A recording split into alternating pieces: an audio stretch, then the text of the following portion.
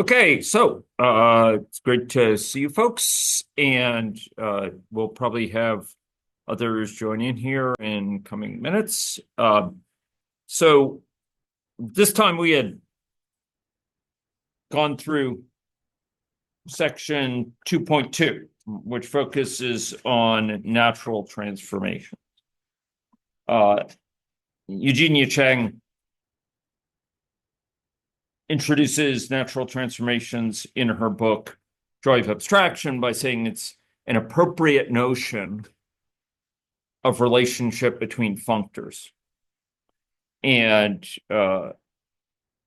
this section, brief though it is, just pages 61 to 65 in Daniel Rosiak's book, Sheep Theory Through Examples, it packs in quite a lot of material or a lot of important points, I guess I should say.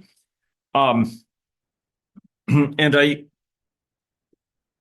find that, sometimes this is where the Tower of Abstraction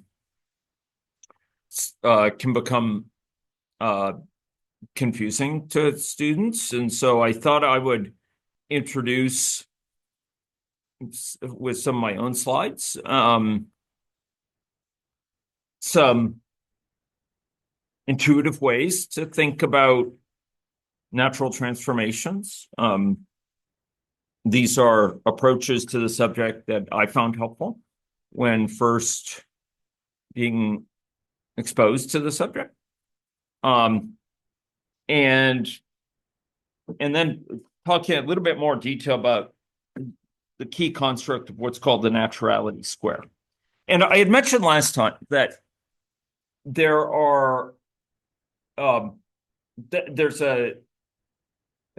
different sort of points of view on what type of construct or mathematical treatment of things constitutes the defining feature, the most important feature of category theory.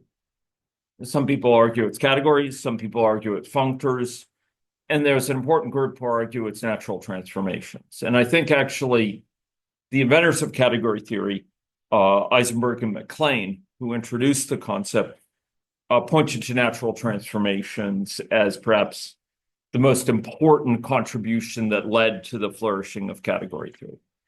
And I want to make a couple really high-level comments and then dive into some of the intuitions here, okay? So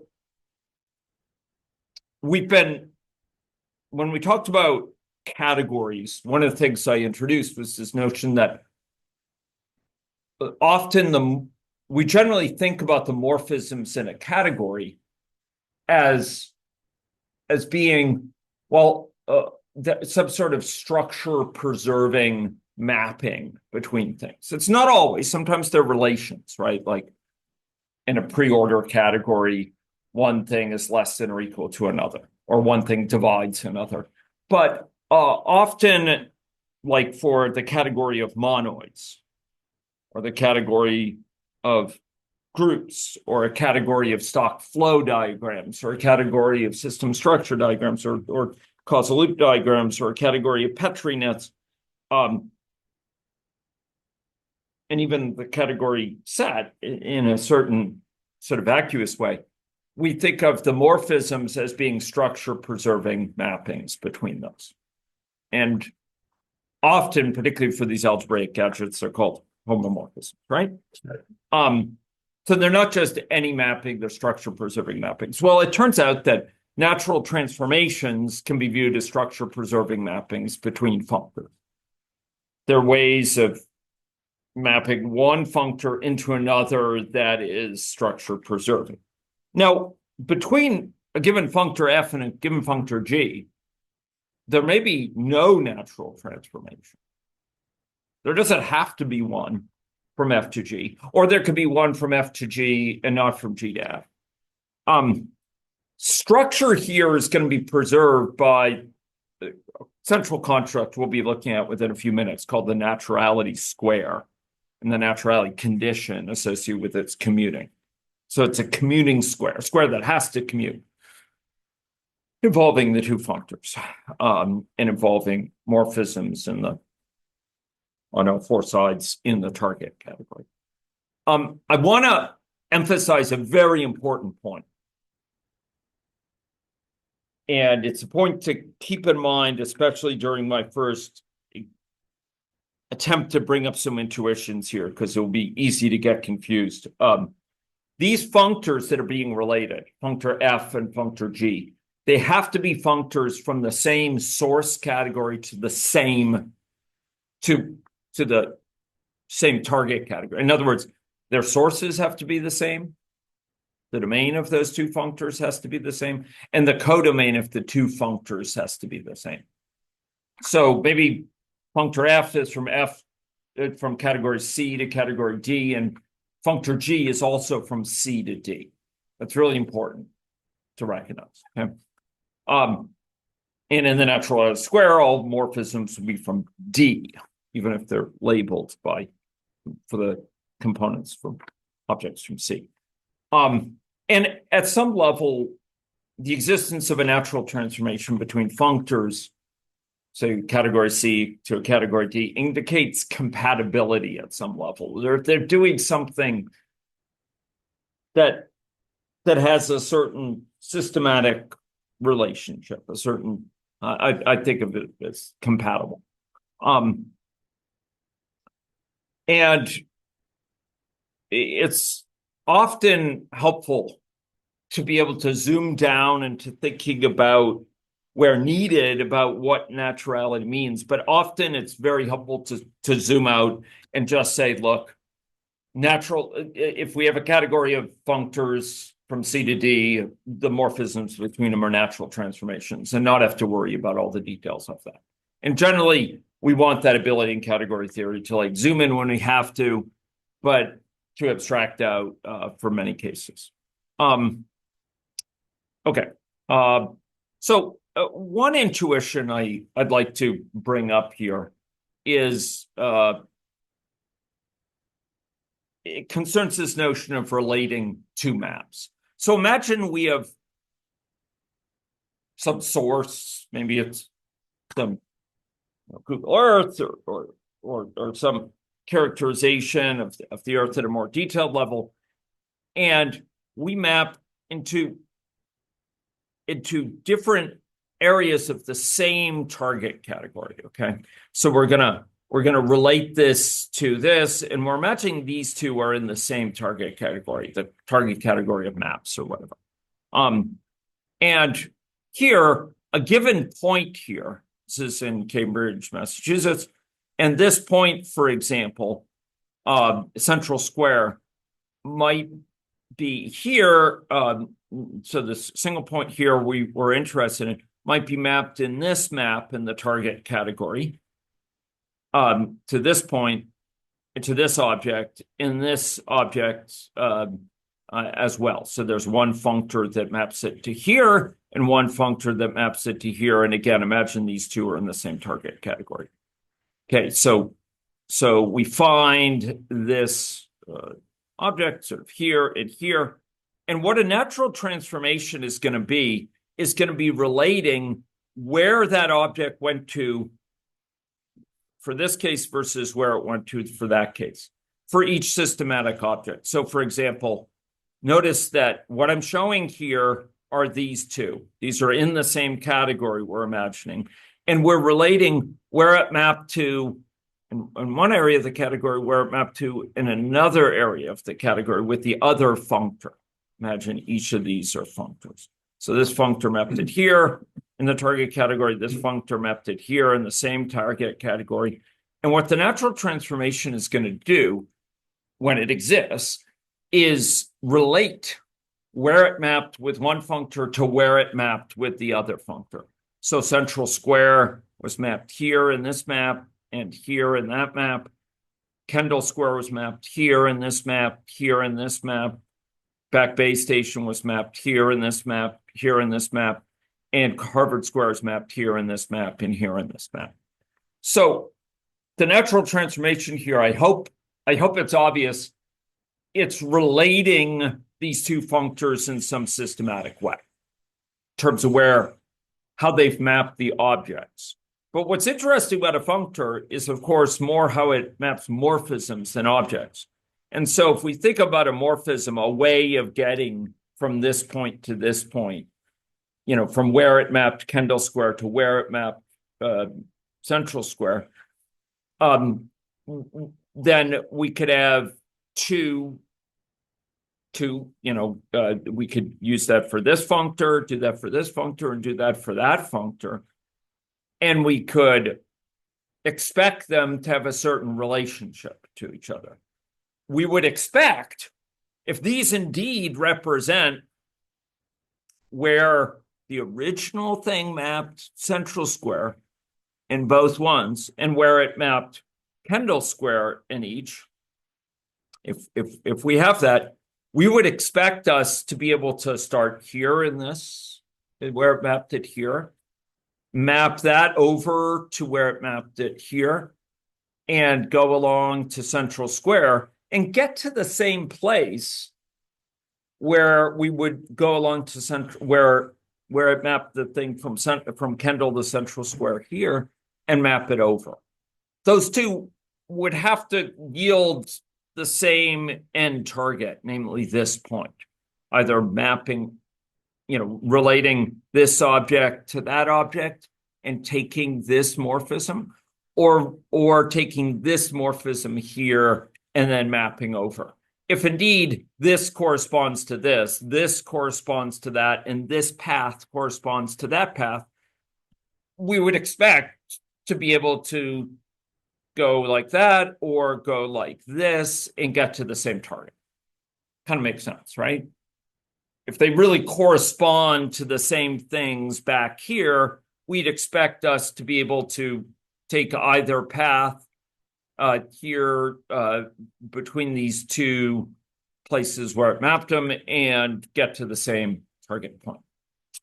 I actually was inspired in that example by a diagram Bartosz Miliuski drew now 6 years ago in this course at MIT, Programming with Categories, which he co-taught with Brendan Fong, David Spivak.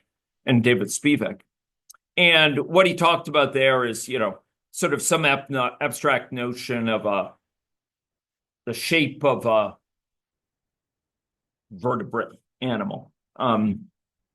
So that's the source category. And here's our target category. And it has a human in it, a human shape, and it has a dog shape in it. And the functors, well, as we discussed in past sessions, the functors are like finding instances of this shape at different places. So one place this shape matches, this diagram, one diagram of this shape in this category would be here for a person, right? Maybe this head would go to this head. This neck would go to this neck. That's kind of the morphism. And the arm would go to this arm. This hand would go to this hand, right? This foot might go down to the right foot of the person. So this would be one instance of this shape, right? It would be one diagram of this shape in this category. Are you comfortable with that? That's a functor? Sort of finding the shape. Okay, here's another functor, right? Finding it in a dog. This is a dog. It's a rather fierce-looking dog, but it's a dog. And here the head maps to this, the neck maps to this, the forearm, as it were, or maps to the foreleg of the dog, F-O-R-E, foreleg. And this one maps to the back leg, I would think. And what a natural transformation here is going to be is a systematic relationship between these two. Just like here, it was a systematic relationship between where things were mapped in this and where things were mapped here. So it is here. So it's systematic relating. It would be a mapping systematically of head to head, hand to paw, front paw, neck to neck, arm to foreleg, right leg to right back leg of the dog. But not just any mapping. A mapping that is well behaved, that's well structured, that's consistent, and right. And so what we would expect here is what we had talked about here informally. So we would expect that, look, if we considered where the head was mapped to the human, right? That's FA. The A is the head. And if B is the right back, the right lower appendage, maybe I'll put it, lower appendage. And if F, lowercase f, is in this shape, this is a morphism over here, the shape from the head to the rear right appendage, we would expect, if we consider what the equivalent mapping is for a person, that's FF, that's lifting of that to the person shape, down there, or where it got mapped in the dog, it goes to like this and to the back paw. Again, I don't know what's shown on the front paw here, but head to back rear, back right.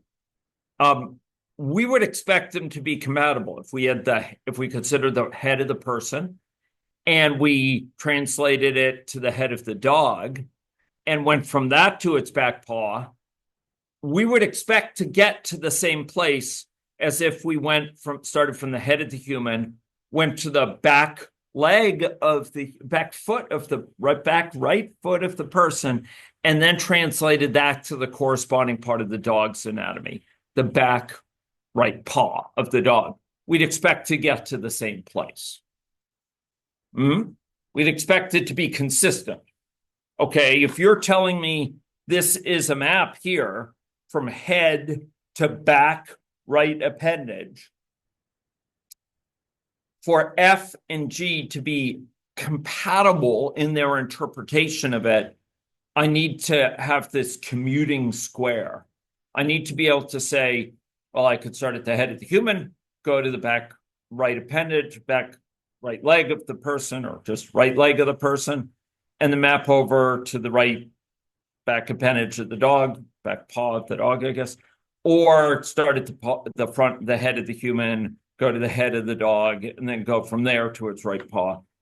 That would have to give me to the same destination for GF and FF to be considered the same, the sort of path within the animal.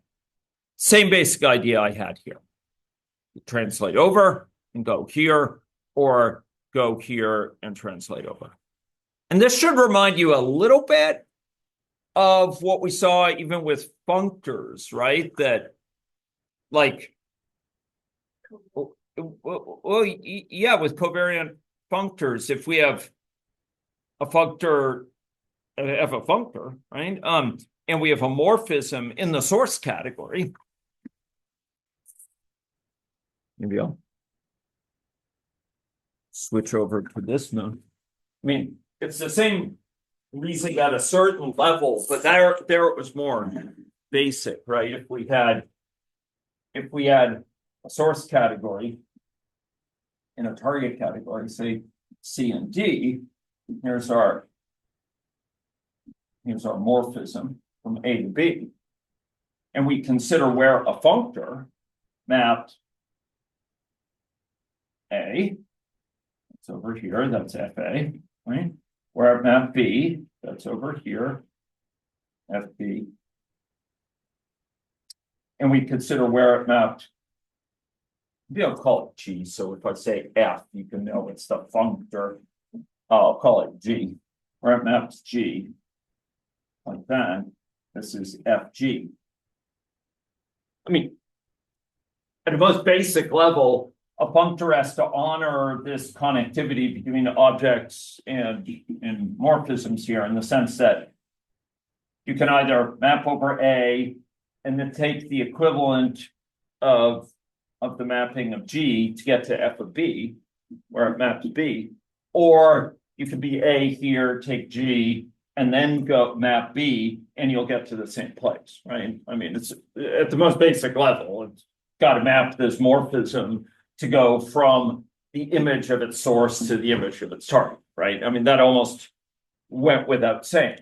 A little bit of a deeper thing is that this honored composition, right? And you could either compose here and then map, or we could map and then the two things and then compose. But it has the same flavor of, like, you can do it in the source and then map over, or you can do you can map over and do it in the target.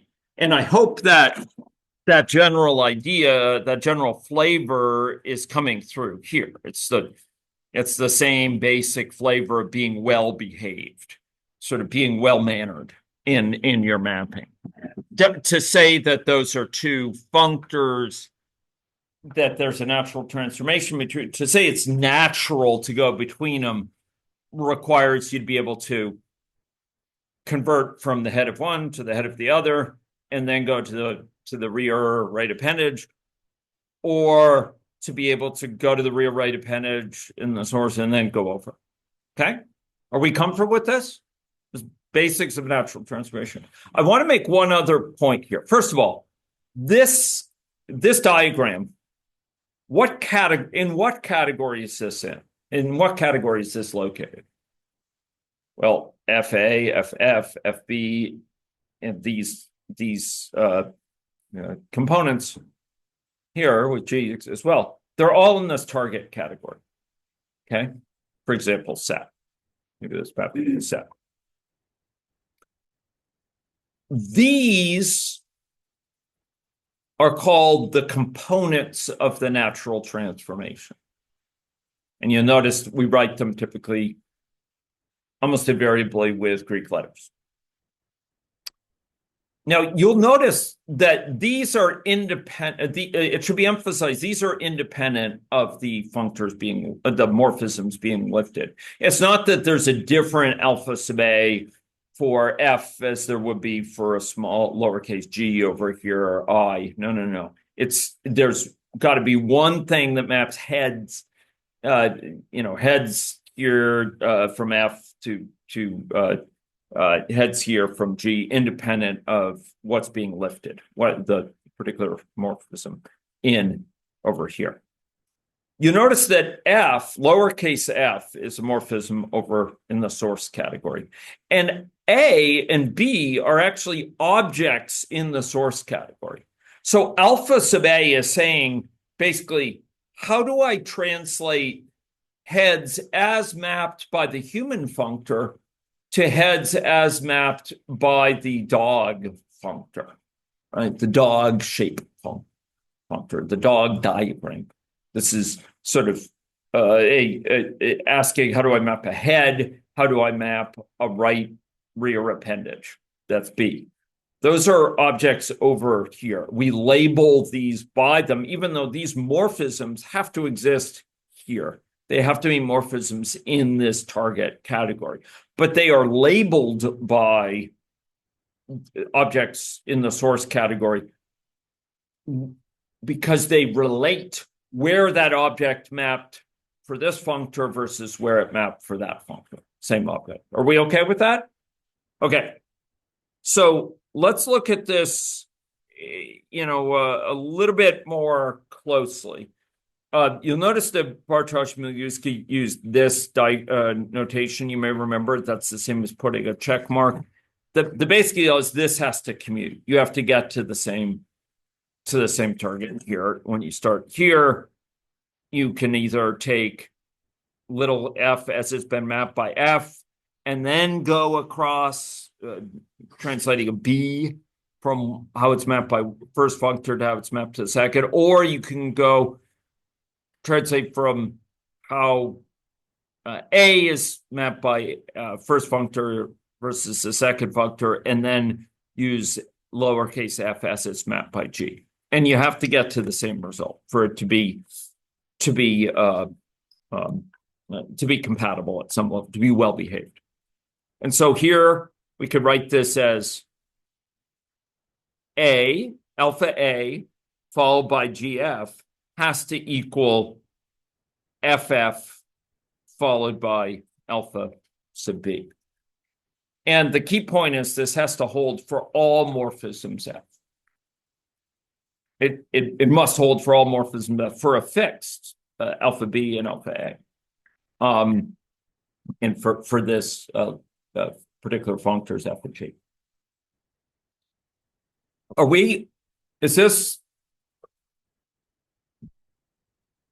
you feeling somewhat comfortable with this? So it's a way of making sure these two functors do things that are relate in some systematic way. Now, as we'll see, the two functors may be quite different in their interpretation of certain things. They may be quite different in their shape and so on. If we consider them as so-called finitary functors, which are like containers, but they have to behave in ways that have a certain compatibility. Okay, so I should say that when we have a functor F and a functor G from the same source category, say C, to the same target category, say D, we'll often, the most common notation I see is F double arrow G, meaning there's a natural transformation between them, meaning that we have this sort of systematic mapping for all morphisms in this target category in C, if F and G are both from C to D. Sometimes you see it like this with a dot over it. Generally speaking, we're going to denote a natural transformation with a Greek letter. And alpha, beta, for example, are very common. One of the more confusing things I find about notation in category theory, sometimes if you have this notation, it's just written as T. Okay. A natural transformation from the identity functor to itself, which I won't get into, but we'll see it occasionally. Okay. It's kind of like it picks out a D. It's like a mapping from a singleton set with just one element in it to any other. It like picks out. Yeah, you could think of it as related to that and notationally. Okay. In any case, so I've talked about this. If you have multiple morphisms here, this is just to emphasize that we need to have one. We may have multiple morphisms over here in C. Those translate to multiple morphisms here. But there's only one morphism here for each component, like, again, for capital F, capital G. So there's this component, alpha sub A, for A, translating how to translate A's from the human to the dog, the heads from the human to the dog, paws, rear, back appendage, or what have you, rear, right appendage. Yeah. Okay. So even though there's many morphisms here between them, all of them have to be, this square has to commute for every single one of them. It needs to get to the same destination. Okay. Although technically for the blue one here, because it's going backwards, really it's the square is going to start here, go here, and here has to be the same as starting here, going down and over. Okay. Bartosz likes to talk about how you can think of functors. This is actually a rather nice way to think about them. Functors is like mapping the source shape into a plane of a target category. So it's like all these morphisms and objects map to this plane by functor F. All these objects and morphisms map to this plane by functor G. And he likes to say that the components of natural transformation, the alphas, here's alpha B, alpha A is shown, its label is up there, but it's really this yellow arrow which comes down. Alpha C is, alpha A is, translating where capital F mapped A to where capital G mapped A, right? Alpha sub C is translating where capital F maps C to where capital G maps C, right? And he likes to say these components of natural transformation are in some sense orthogonal to these planes.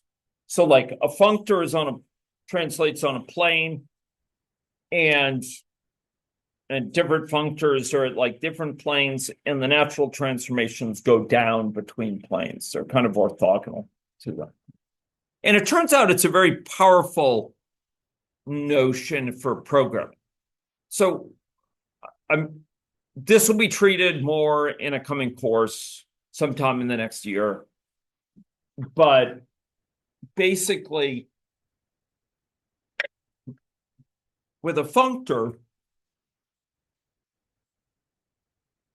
we might lift, think about it. A functor might lift. So if we have a list of ints and we have a morphism from ints to bools, a functor will lift that morphism to map from a list of ints to a list of bools. Are we okay with that? Are we okay with that notion? Do you remember that notion? That like a functor can lift a morphism? Do you remember that from like last time I emphasized it, or a time or two ago? I don't know if you remember that, but the idea is like, I'm tempted to go find it, find the picture in the contravariance lecture, but it showed it as kind of lifting a morphism. Okay. No. Let me just see if I can find it quickly here. Sorry. So representable functors. No, what I want to do is get the contravariance one, is I think where it came in. Okay. This is not good. So contravariance. Okay. No. Let's see if I can find that contravariance. Yes. Oh, no. Oh, okay. And maybe I have it. I have it here. Okay. No. Yeah, there was a nice. Yeah. Here. This is it. This is the notion. Remember this? Or we'll do it for. We'll do it for lists here. The list functor, right? Remember this? So if we had a list of ints and a functor, so if we have a list of ints and we have a morphism from ints to bools, a functor, the list functor can lift this. After all, functor can map morphisms to morphisms. It can map this morphism into a morphism from list of ints to list of bools, right? In a programming context, a functor will map ints to list of ints. Like it maps the types, those are the objects in Haskell. Bools to list of bools maps the type. But the really, arguably a more interesting thing, is that it can map morphisms. A map from ints to bools maps any morphism from ints to bools, like is prime or is even or is odd or is collapse or whatever. It can map that.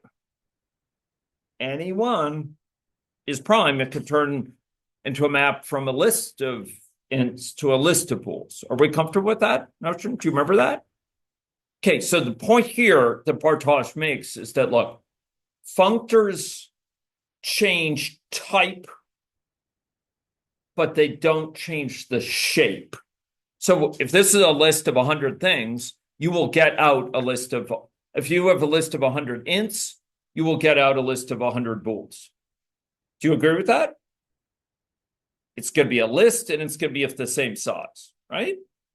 Lifting this morphism just maps the contents from one type to another. So what does it affect? It affects the types, but it leaves the shape unchanged. Are you okay with that notion?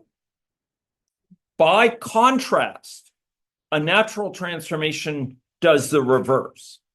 It leaves the types unchanged, but it changes the shape. So it will map, for example, a list of A into a maybe of A natural transformation. Or to map a list of A into a tree of A, or a stream of A into a list of A, or a maybe of A into a list of A. It changes the shape, how many things are there. It leaves unchanged the type. And so this is another reason he argues that morally natural transformations are orthogonal to functors, both from this kind of geometric perspective and the perspective of these sort of mappings in how we think about them in programming. I would also argue that they're orthogonal in the sense that you can interchange one with the other, like mapping a morphism with a functor and then doing a natural transformation. Well, that's what we've been seeing. Mapping with a functor and then doing a natural transformation is going to be the same as performing the natural transformation and then mapping with a functor. We have this kind of interchangeability associated with this. Okay, so maybe we could, this may seem kind of high level. Let's talk about a programming example here. We have ints to bools. We're going to have the function is negative. We okay with this? So this might be in the category task, where types are objects and morphisms are functions from the source type to the target type, right? And is negative is a function from an int to a bool. Are we comfortable with this? Okay, so let's consider what a natural transformation means here. So remember, a natural transformation relates two functors going from the same source category, that's C here, Hask, to the same target category. That will also be Hask. It'll also be Hask, okay, in this case. And so let's consider what these functors are. The first functor will be list functor. The second functor will be the maybe functor. Maybe hold a value or nothing at all. List can hold no values, one value, or some arbitrary number of values, right? And those are functors. Those map an object here int to a list of ints. I'm not saying it takes an int and turns it magically into a list of ints. I'm saying it takes the type int and it maps it to the type list of it. The type bool maps it to the type list of bool. That's what list does. But the more interesting thing is list can operate on a function, right? Can lift a function. That's what we just saw, right? It can lift is negative to map. So is negative itself maps from into bool, and list functor can lift that so it maps list events to list of bools. Are we comfortable with that notion? So that's a functor, I'm going to argue. It's a functor. And if you think about it, it'll honor composition, and it's associative, and it will honor identity. Okay. Maybe is also a functor. The maybe functor maps the type bool into the type maybe a bool. But the more interesting thing is how it can lift morphisms, like is negative. The maybe functor can map is negative, something that goes from ints to bools, to something that goes from maybe events to maybe of bools. What will is negative do for a maybe? Well, if we have a maybe of int and we want to lift is negative to map that to maybe a bool, what will it do? Well, if maybe event contains an int, then it will apply the function is negative. And if the maybe event is nothing, what will the maybe a bool be? Anyone? What will it be? Nothing. Nothing. The nothing of maybe a bool. So just as list events will apply as negative to each element of the list, if there are any, in turn, maybe event will apply it if it has something, otherwise there's nothing to apply to. Okay, so those are those two functors. So I think you would agree that within the category Hask, there's some type list event, there's some type list of bool, and there's a morphism between them that maps list events to list of bools through is negative by lifting that to apply from list events to list of bools according to the list monad. Sorry, the list functor. Okay, that's what I'm showing here. Okay, maps list events to list of bools. If you apply list to this morphism, it will produce this morphism. It maps morphisms to morphisms. It maps this morphism here to this morphism here, using exactly that thing I showed before. This F map F is exactly this. Are we okay with that? In fact, I like this so much, I'm going to move this here over to this presentation so I have it in the future. Okay. So here we go, and I'll link it to the original. Okay, here we go. So that's what this morphism is. F map, it's this, right? F map of is negative, right? This is negative. This map here, this here map, is the same general thing of lifting, but maybe lifting is negative. So the result of that is something that takes a maybe event and it produces a maybe a bool. Are we comfortable with that? That's what maybe can do. Maps objects to objects. That's int to maybe event as a type, bool to maybe a bool as a type. But it can also lift morphisms, going from the objects, the mapping of of its source, mapping where it mapped int, that's a maybe event, to where it mapped bool, maybe a bool. That's his name. Are we comfortable with that? Okay, so that's this. Do you agree that these two morphisms, these two morphisms can come just from that they exist in this category, and they're exactly what we get by the actions of the appropriate functors, list functor, maybe functor. Do you agree with that? That we have a way of doing that? Okay. What I'm saying, the naturality square here is it's something that relates this way of lifting is negative to this way of lifting is negative. And let's trace through it. I'm telling you that a natural transformation in programming, and here in Haskell, is a polymorphic function. What I mean is it can operate on any number of different types in a systematic way. This is called parametric polymorphism. It's different from ad hoc polymorphism. So what I'm telling you is there's a morphism. There's a morphism. It's a function.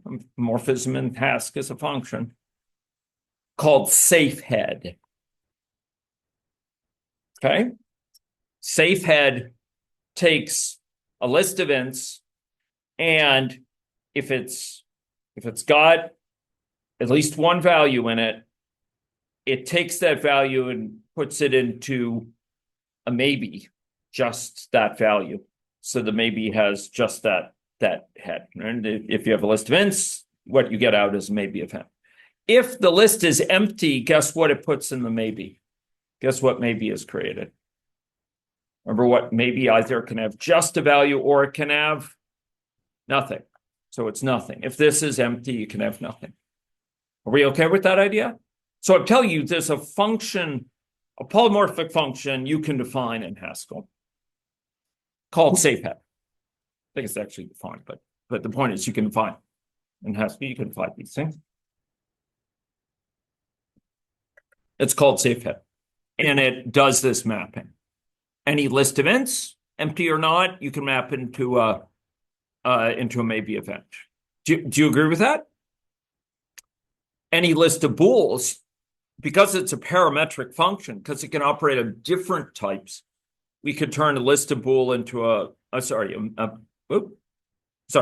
of bool into a maybe a bool. Does that make sense?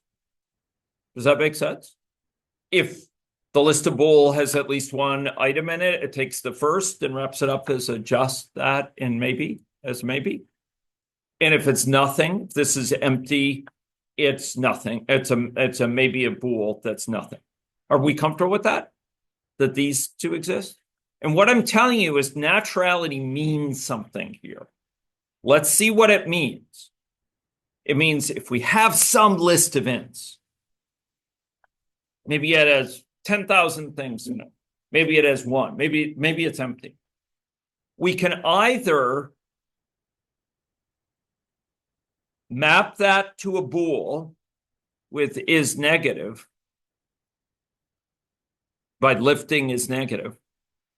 Map it to a list of bools. We have this list of ints. We can map it to list of bools by the list, by exactly this thing. Systematically going through, this is really important, going through each item in the list and mapping it, saying, is this one negative? Is this one negative? Is this one negative? And if we do that, we'll get a list of bools out. Are we comfortable with that? Right? That's what it means for list to lift this morphism. Are we okay with that? So do you agree that given any list, we can, through that lifted is negative, we can get this map. And then we can, with safehead, we have a list of bools, and then with safehead, we can make it a maybe a bool. Do you agree with that? If there's at least one thing in it, we have just that in the maybe a bool. By contrast, if there's nothing in this, by extension, then there was nothing here, then this would just be a nothing here in the maybe. Do you agree with this?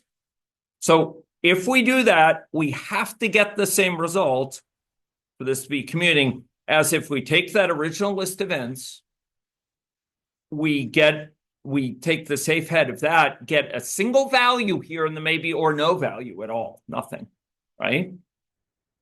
But as an int here, an int, right? Maybe of int. And then we apply is negative to the maybe. So if this is nothing, we got nothing. As a maybe a bool. If this holds a value, we just map it with this negative to get a maybe a bool. Do you see why it must be the same? Now let me ask you, suppose this list of ints has a billion entries in it.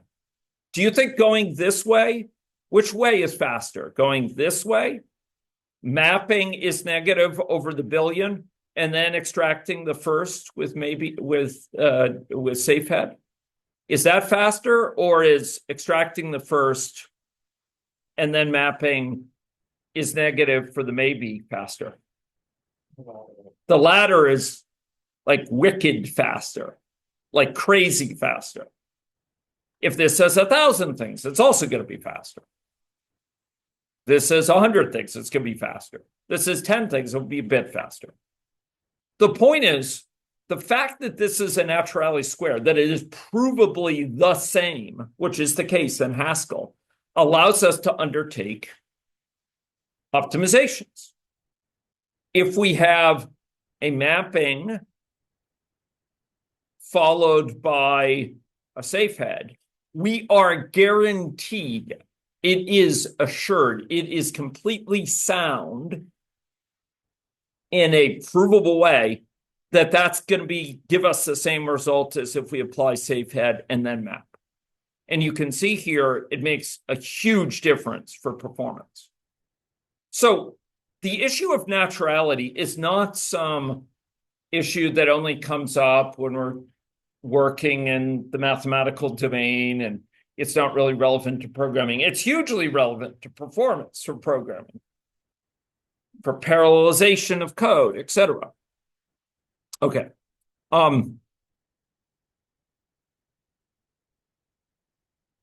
Good. So maybe I'll challenge you. We're running here out of time, but I'll challenge you here with another natural transformation. Maybe to list. What do you think maybe to list does? So same two functors, but just here we were asking, is there a natural transformation from the list functor to the maybe functor? And the answer is there is. And the components of that natural transformation are safe head here. Okay. Safe head is component of the natural transformation.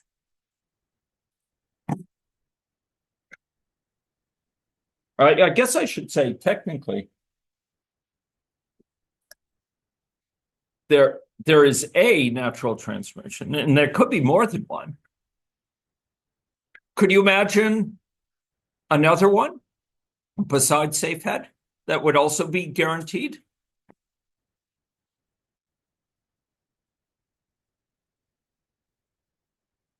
How about safe last? That instead of taking the first, it takes the last. And if there's none, it turns it into nothing. If there is no last one. Or safe final, right? Right? That would be a natural transformation. So there could be more than one natural transformation here. And both are useful. How about from maybe to list? Do you think there exists some natural transformation here?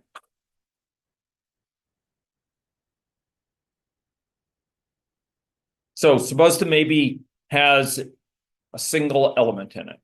What list would we turn it into? Regardless of type, it's a polymorphic function. So suppose we have a list of A, and there's a single A in the list. Sorry, a maybe of A.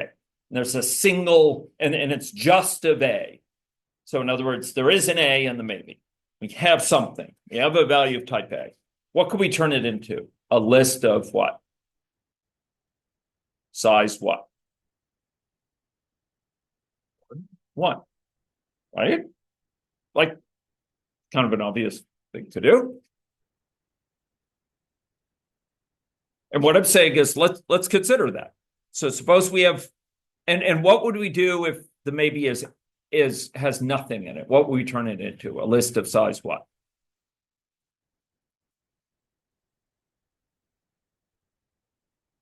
If the maybe has nothing in it, is nothing, Remember, maybes are either just something, just certain value, or nothing.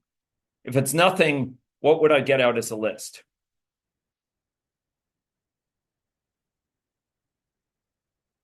What list could I possibly give? The empty list. Yeah, the empty list. The empty list. Are we okay with that idea? Okay, so let's try this. Suppose we have some maybe. Suppose it has a value in it. Maybe it's a maybe event. Suppose it has value 3, right? Suppose we now map that over to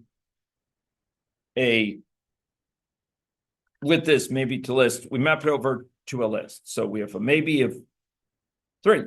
And now we turn it into a list with a single element 3, right? Are we comfortable with that?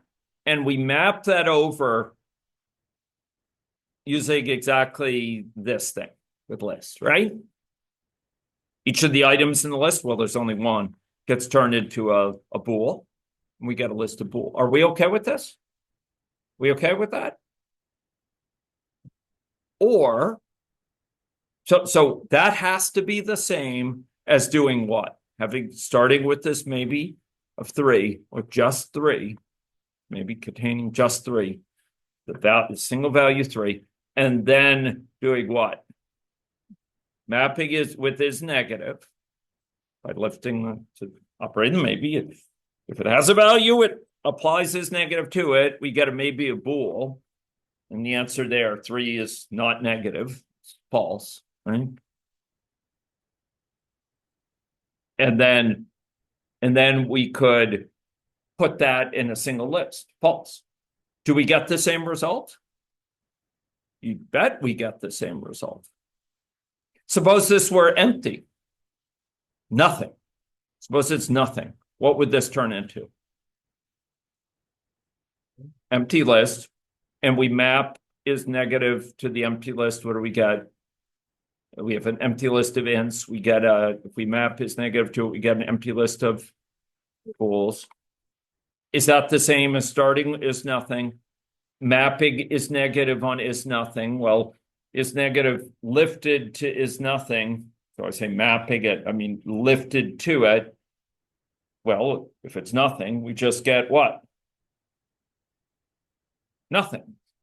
Nothing as a maybe a bool. And it knows it's a nothing for maybe bool. That's a nothing for maybe event. We don't have to worry that it gets confused. And so we have is nothing, and that turns it into what list? Empty list. Yeah. Yeah. So I'm also trying to show you a very important way to reason about commutative squares. Think about particular values here and follow them in your mind. It's called diagram chasing. Follow them in your mind here across this diagram and make sure you get to the same result. Like think through what you will get out either way. It's extremely useful. And you learn about how it works, basically. You learn why it has to be the same. Sort of gain some understanding why it has to commute. Are we okay with this? So I'm telling you, maybe to list is another natural transformation. It's a parametrically polymorphic function. There are others. I think we're running out of time. I will say that, some of these maps, like there's a thing called the constant functor, which can map down to a particular object. So here we have the maybe functor, and here we have a constant functor called bool. The constant functor that maps everything to bool and maps all morphisms from, and actually, so this is mapped to bool. The constant functor here maps into bool to bool, and what does it map is negative to? Well, to the identity. And what I'm telling you is that here, there's a natural transformation is nothing. Is nothing is a natural transformation from a maybe event to a bool. Guess what its value will be?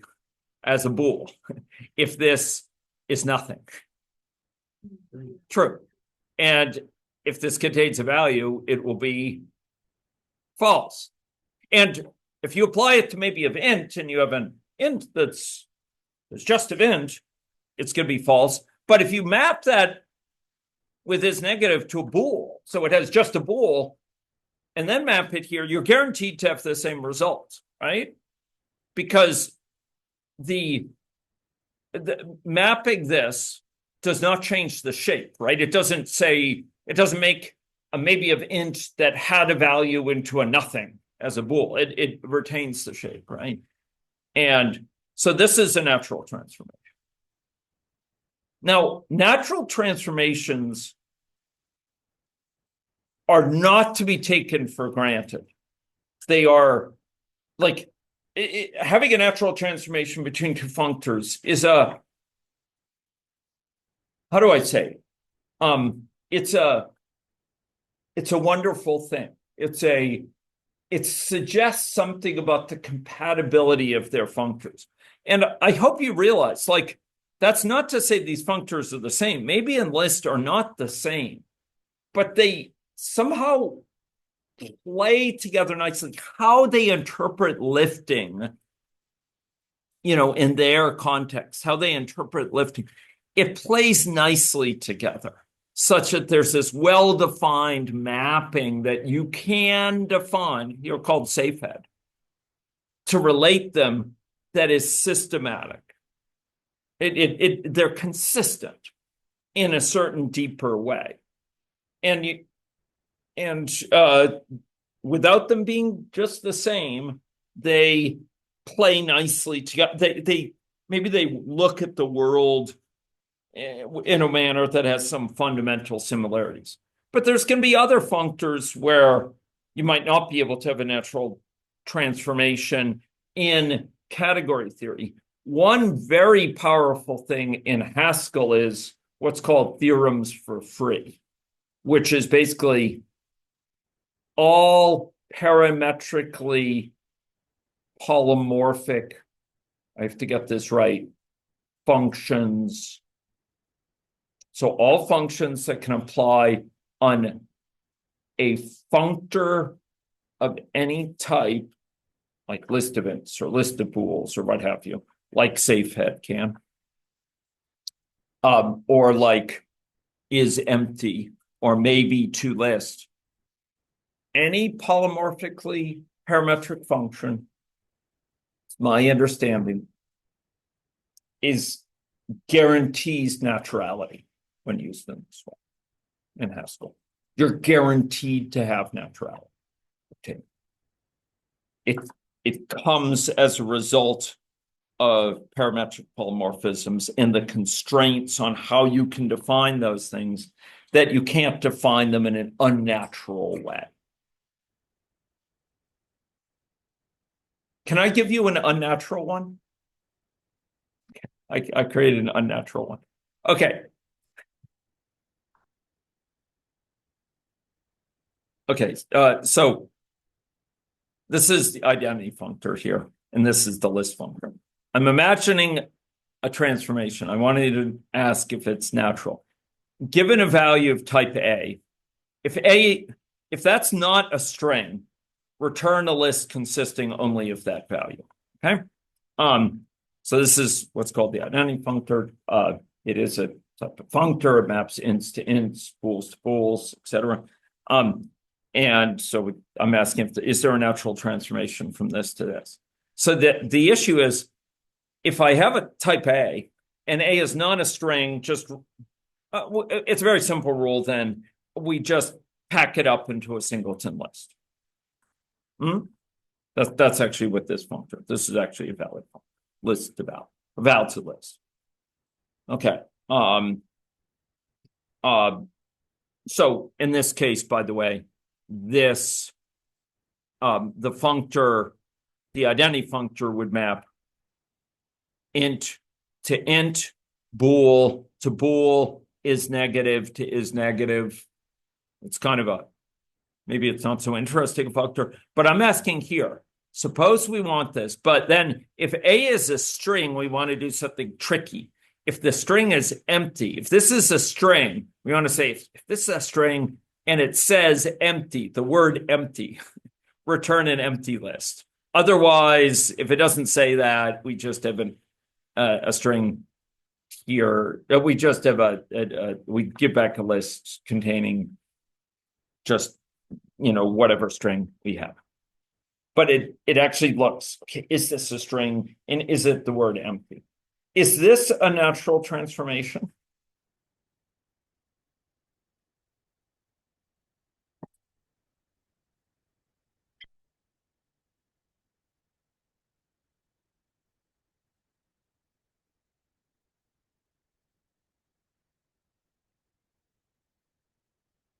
Okay, remember, natural transformations deal with mappings. They deal with mappings. We'll go back to the basics. They deal with mappings. So here, F is identity, so it maps ints to ints, bools to bools, is negative to is negative. Right?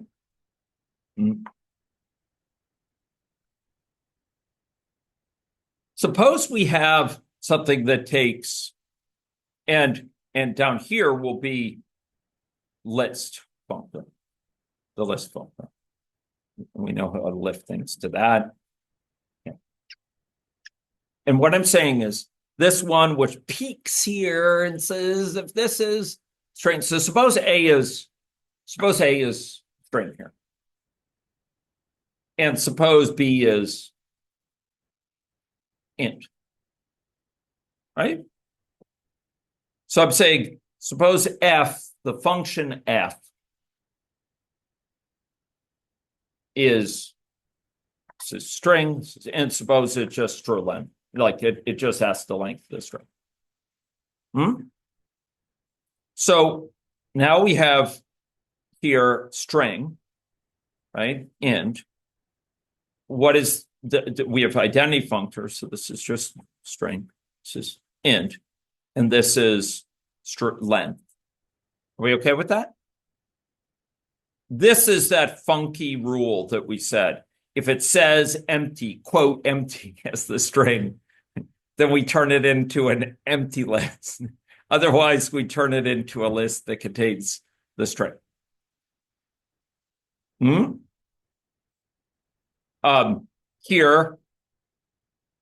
this is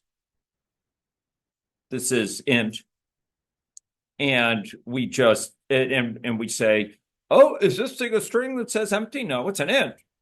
It's an int. So we stick it in. We stick it in a singleton list.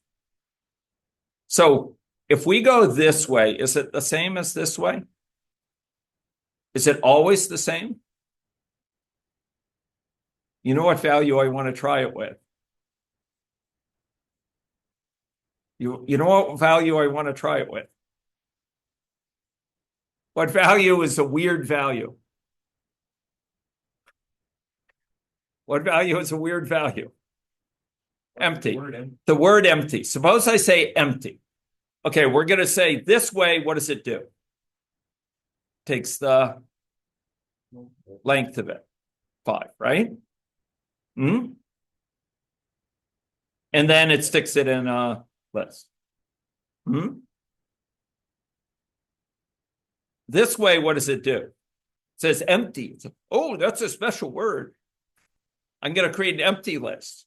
And then we map over here. What are we doing? Well, it's an empty list. We're applying length to an empty list of strings, and we got an empty list out. Is that the same? No, this way we got 5, the single list with a single element 5 in it. This way it got an empty list. It's not the same. Do you understand? Like it's like doing something tricky for a particular type, doing something funky. If it had the same rule, like it just put it into an empty list, whatever was here, or sorry, put it into a singleton list, everything would be fine. It would commute fine. But if it's trying to be tricky and kind of slick. It's kind of sillily slick, trying to be too clever by half. It's going to get in trouble. It won't commute. So if we have the exact same rule for all types, we cannot specify any special cases. That's what parametric polymorphism gives you. Then it's guaranteed to be natural. Any parametrically polymorphic function we can write here, putting aside termination, it's going to be guaranteed to be natural. And what that leaves open, I will just remind us, is huge optimization, because we can recognize these safe transformations.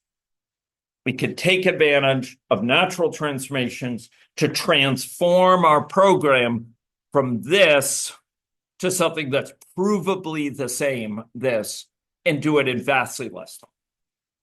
And that's why functional programming opens up all these opportunities. And functional programming methods, not just languages, open up all these opportunities for optimizations that are provably sound, but really powerful in terms of their impact on runtime. Okay? Are we okay with this? Okay, I'm going to stop this and we'll begin office hours here.